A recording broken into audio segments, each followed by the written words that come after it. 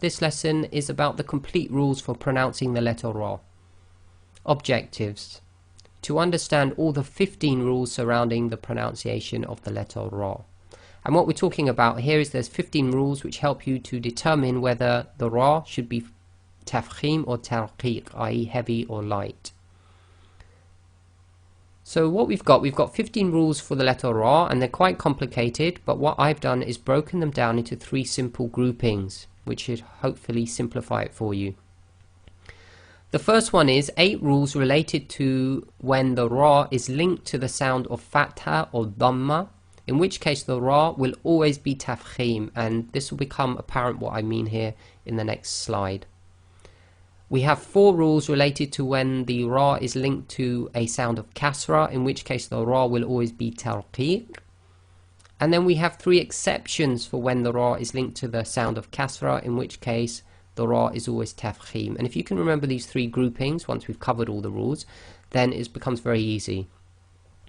So let's cover the 8 rules when the Ra is linked to the Fatha or the Dhamma. Okay? So let's do an example. So when the Ra itself carries a Fatha, it will be pronounced as tafkhim, i.e. heavy, full mouth, i.e. lifting up the posterior of the tongue, making your mouth more full, the lips go slightly round, so this will be Ra. Example here, Ra bihat. What you can't say is Ra. Okay, that because when you say Ra, you sort of make a smile, which is more like empty mouth. So you cannot say Ra bihat. This is Ra bihat. When the Ra carries a Dhamma, and it's going to be pronounced just like the first one, the Ra with the Fatha is going to be pronounced. So in this case, you've got Ru, it's full mouth again. So you've got Ru sulihi, Ru sulihi. If you have Ra sakin preceded by a letter with Fatha, it goes heavy. So this will be Maur Yama. And remember, the Ma must remain light. Don't go Mar. It's Maur. And then so the Ma is light and the Ra is tafkhim, full mouth. So you've got to switch from empty mouth to full mouth very quickly. Maur Yama. Maur Yama. Then if you've got the Ra sakin preceded by a letter with Dhamma, same thing again. It's tafkhim, mur salu. Now, if you have the letter Ra at the end of a sentence, so the circle here we've put in indicates the sentence marker, or you're stopping, i.e. the Ra is going to act as if it's sakin, and the sound before it is a long vowel Fatha alif, then the Ra will be tafkhim. So here we've got an example, now.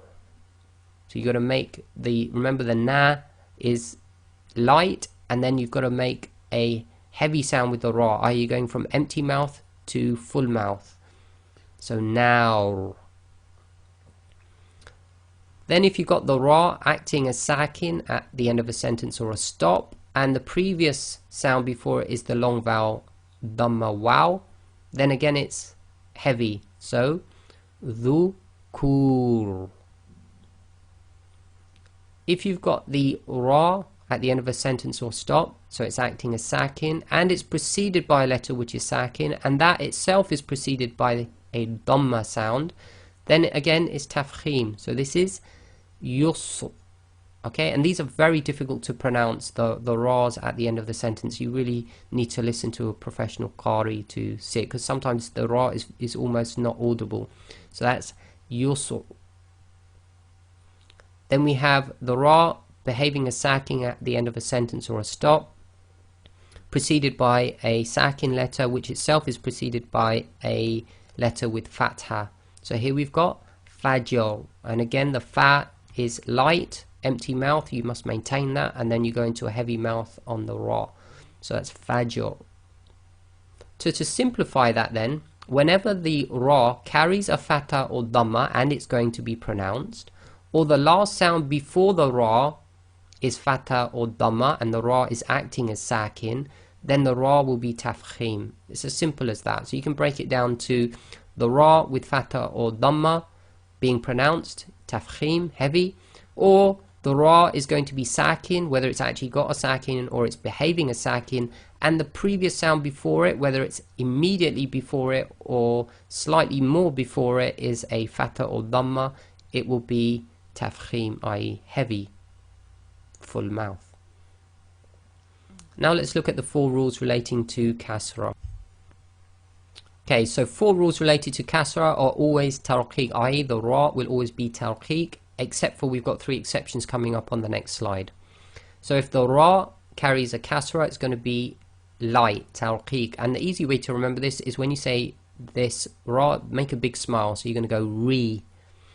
So here we have rijalun. If the kasra is sakin and the letter before it carries a kasra, again it's going to be light. So here we have tunzir. Make a big smile. If you have the ra behaving a sakin at the end of a sentence or a stop, and it's preceded by the long vowel kasra ya, it will be light. So this is khabir. And the last one here, we've got a ra behaving as sakin because of the sentence, end of sentence or a stop.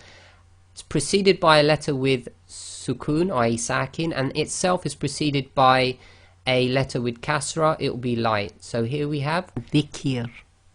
Now that's again difficult to pronounce because you've got to get the ra in there. Again, you've got to listen to the professional qaris to get that exact.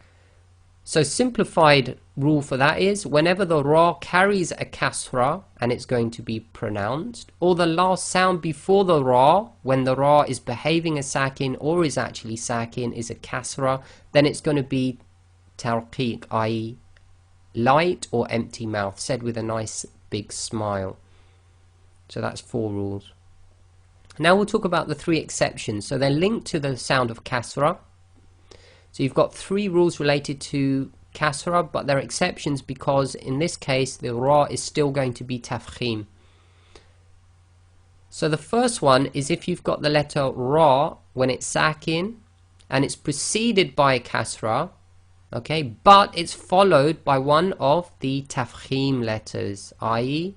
sad, dad, ta, dha, ghain, kha or qa. So ra sakin preceded by a kasra sound but followed by one of the tafkhim letters. In that case the ra will still be heavy tafkhim. So here we have mir sadin. Okay, so you've got to go straight from the mi, which is empty mouth, directly into ra, which is full mouth. So mir sadin. Now this is where it gets a little bit more tricky. Here we're talking about a word beginning with hamzatul wasl and the next letter is the ra sakin, but the sound before this word, so we're presuming the word's beginning with the hamzatul wasl and the word before it or the sound coming before it is a kasra, then the ra will still be tafkhim. So here we have ma nir. So you've got to go ni, which is empty mouth, light, to ra, which is heavy tafkhim. So ma nir tada. And the last one is where you have a word which begins with the hamzatul wasl.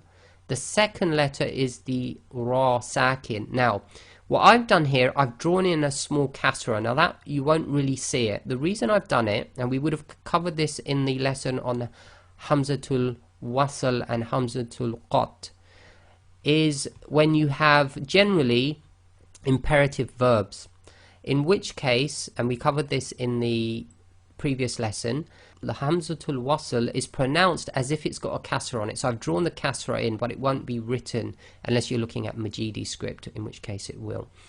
Okay, so in this case the word begins with ir.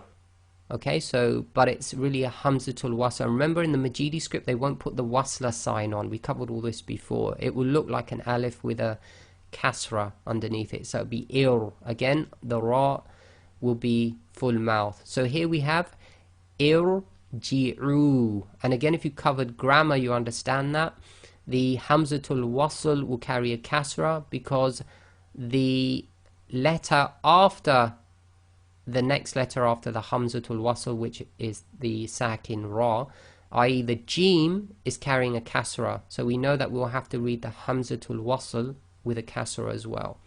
If you don't know your grammar, then this is a bit difficult, and as we said in previous lessons, you're better off maybe comparing your Uthmani script to a Majidi script to help you along. Okay, so if we simplify that, whenever ra sakin is followed by a tafkhim letter, okay, or it's preceded by hamzatul wasl, the ra sakin will be tafkhim. So that's all you have to remember, and they're the three exceptions. So let's do a recap of the three major groupings that you've got to remember, and hopefully this will be much more simpler now. So 15 rules, and all you've got to remember, if the ra is related to a dhamma or a fatha, it will be tafkhim. If it's related to a kasra sound, it will be tarqiq, except for three exceptions, which are where the ra sakin preceded by kasra followed by one of the tafkhim letters, it will go as tafkhim, or the ra sakin is effectively preceded by hamzatul wasl, and you should be safe if you remember that. So the ra sakin followed by tafkhim letter, or the ra sakin preceded by hamzatul wasl is tafkhim. So hopefully that would have simplified it for you. So in conclusion, we should understand the 15 rules surrounding the pronunciation of the letter ra, and we've simplified it, so you should have a simplified method of remembering all those rules. So you don't necessarily have to remember all 15 individually, just remember the three big concepts.